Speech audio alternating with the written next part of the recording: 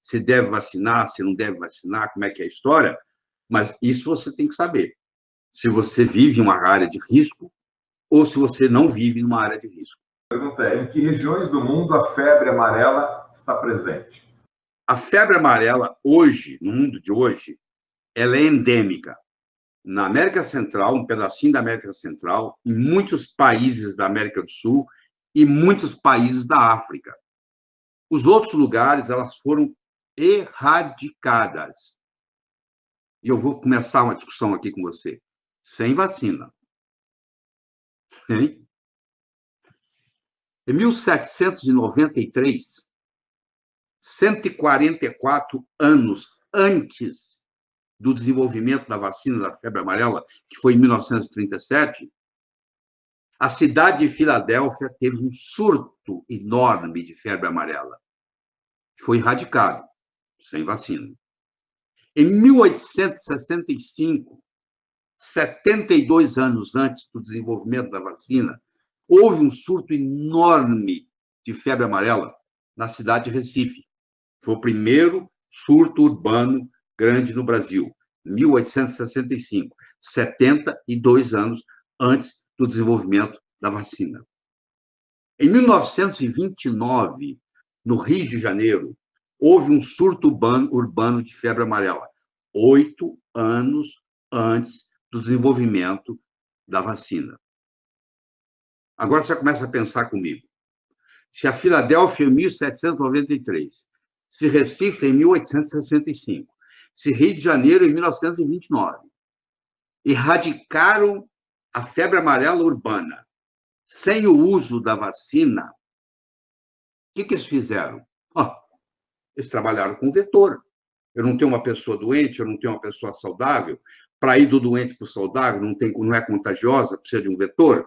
Esse vetor, na cidade, se chama Aedes aegypti, ou Aedes aegypti, como muitos pronunciam. Esse é o vetor. Se eu não tiver esse vetor, eu não tenho doença. Ela não se propaga. E não é só isso, não. Como é esse vetor? Ele é o mesmo vetor da dengue, da zika, da chikungunya e da febre amarela.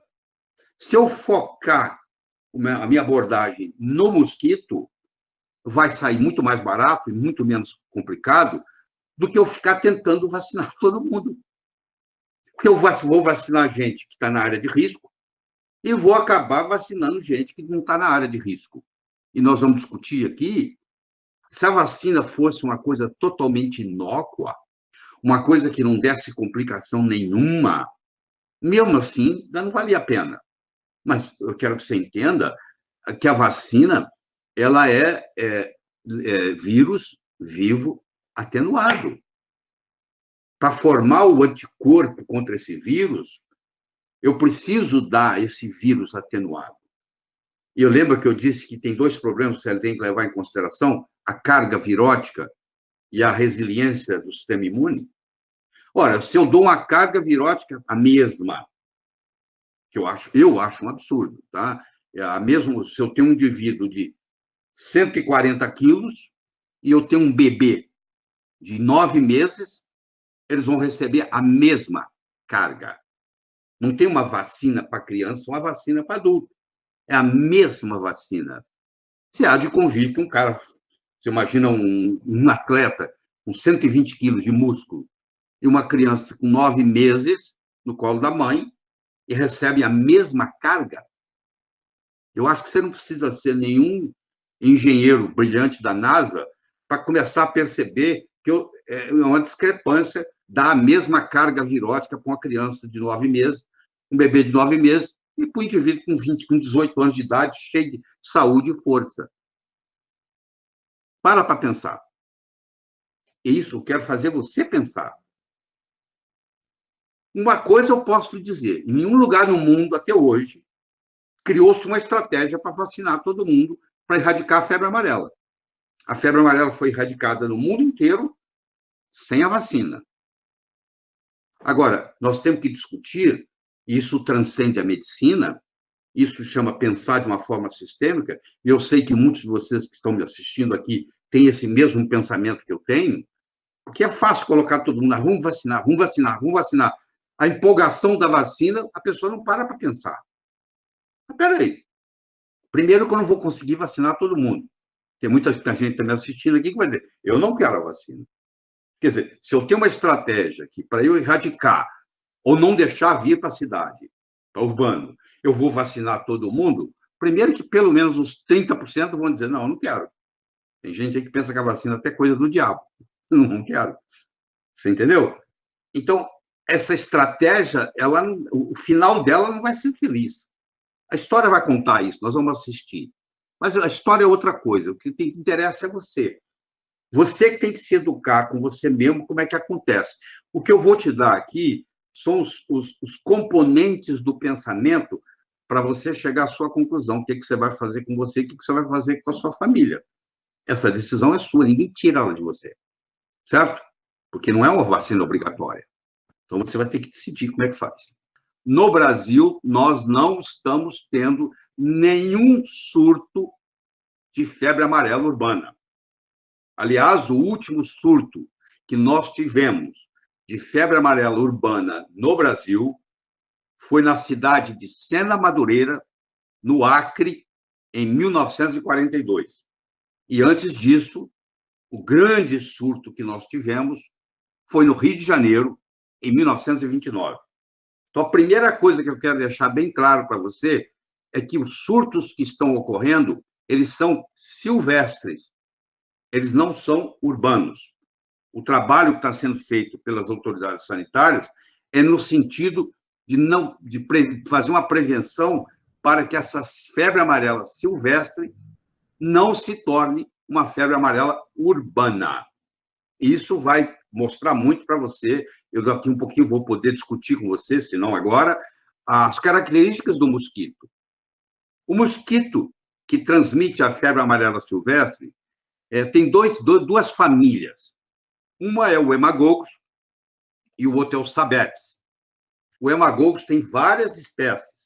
As que predominam no Brasil, principalmente, são a Leucocelenos, que é uma das espécies, e a outra espécie chama Giantinomis, que é o mais comum na Amazônia. Então, essas são as duas espécies.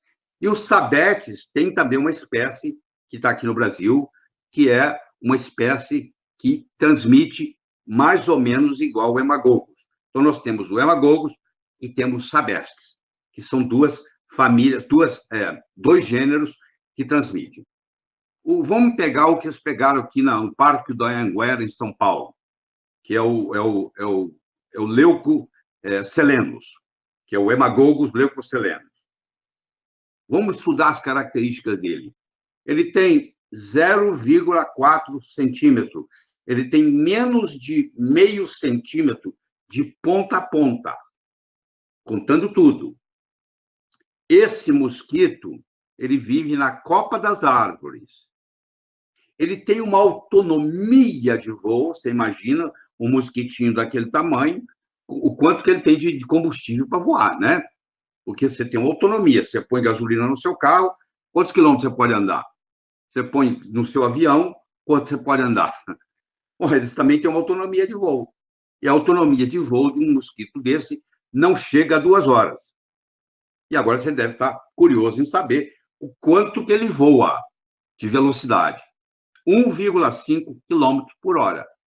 Então, um mosquito que sai da copa da árvore para passear, ele pode chegar no máximo a 3 quilômetros dali. Então, aí você já começa a ver que se você vive para mais de 3 quilômetros de uma mata, e se você não vai lá fazer trilha, e se você não vai lá pescar, se você não vai lá caçar, esse mosquito não vai sair lá da mata e chegar à sua casa. Esse risco não existe. Você tem que estar em volta de mata. Você tem que estar na beira da mata, 2, 3 quilômetros da superfície da mata, da periferia da mata. Isso é muito importante. Por outro lado, a febre amarela urbana, que não existe no Brasil desde 1942, em Sena Madureira, no Acre, ela já o vetor dela já é outro mosquito, que é o Aedes aegypti, que o brasileiro chama de Aedes aegypti. Também tá bom. eu vou chamar de Aedes aegypti aqui, mas os dois nomes estão certos, que é já o mesmo mosquito que da dengue, da zika e da chikungunya, e agora da febre amarela. Então, você vê que se você tratar, se você erradicar o Aedes aegypti, você mata 4 doenças com uma paulada só.